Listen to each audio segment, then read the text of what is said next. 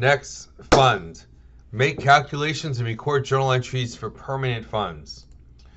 Permanent funds are established when there's a donor restriction requiring that the fund principal be preserved and that the income can be used for some government program or for general citizenry. So the purpose here is going to be a little bit different from what you're going to see in trust funds later on. Permanent funds are governmental funds, and so the accounting is going to be similar to other governmental funds. And they use modified accrual basis of accounting. And the accounting is going to be pretty much the same as other governmental funds. So let's go here to permanent template.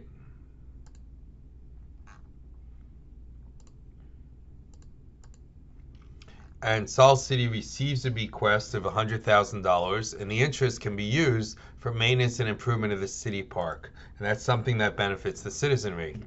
So when they receive the money, you would debit cash for $100,000 and credit contributions, which is a revenue account, for $100,000. And now they're going to invest $90,000 in bonds. So debit investment in bonds for $90,000. And credit cash for $90,000. Let's just go over the details here of the bonds. The bonds they're buying are high-grade governmental securities. They have a face value of $100,000, face interest rate of 8%, and an effective interest rate of 10%. I don't think the math there quite adds up, but okay, that's the problem. Invest in bonds. Let's accrue interest. So I debit accrued interest receivable.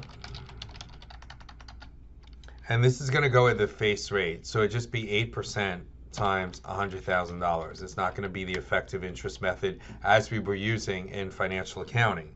And credit interest revenue for $8,000. And then when I receive the interest, I'm going to debit cash for $8,000 and credit accrued interest receivable for $8,000.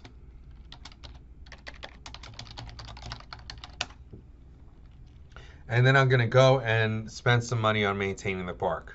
So whenever you spend money, it's going to be expenditures, $5,000. It might have a more specific name than that. And credit cash or vouchers payable, and then debit vouchers payable, credit cash.